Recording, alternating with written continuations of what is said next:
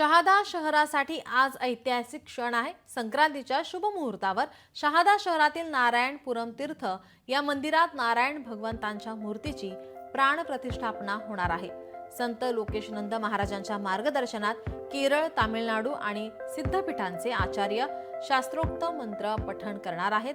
या भक्ती उत्सवासाठी आज शहादा शहरात राजकीय नेते, धर्मगुरू आणि विष्णू भक्त मोठ्या प्रमाणावर दाखल झालेले आहेत।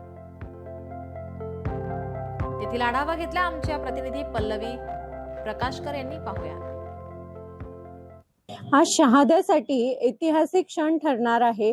जी श्री विष्णू भगवंताची जी विराट मूर्ती आहे ती आज शहादा शहरातील या श्री श्री नारायणपुरम तीर्थ मंदिरामध्ये इथं विराजमान होणार आहे। आज इथं या गर्भगृहामध्ये प्रवेश होणार आहे। ह्या विराट विष्णू मूर्तीचा आपण पाहू शकतो, हेच ते गर्भगृह आहे।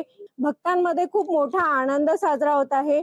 शहाजापूर जे मध्य प्रदेश मधील आहे तिथले आचार्य देखील इथं आलेले आहेत। आपण पाहू शकतो महिला वर्ग जो आहे खूप आनंदाने रांगोळी टाकत आहे। इथं प्रभूच्या स्वागताची ही जय्यत तयारी इथं सुरू आहे।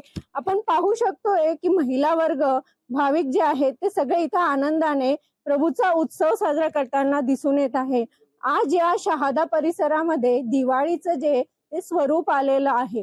या शहादा शहरामध्ये भगवान श्री नारायणांच्या मूर्तीचं स्वागत जल्लोषात झालेलं होतं। अभिजित मुहूर्तावर श्री भगवंताची जी मूर्ती आहे, विराट स्वरूप जे आहे ते या गर्भगृहामध्ये प्रवेश करणार आहे। आपण या पूर्ण जे उत्सव इथं नारायणपुरम तीर्थ मंदिरात होत आहे त्याचा पूर्ण आढावा घेणार आहोत। आतासाठी कॅमेरा पर्सन मनोज बिरारींसोबत पल्लवी प्रकाशकर, लोकशाही मराठी, शहादा।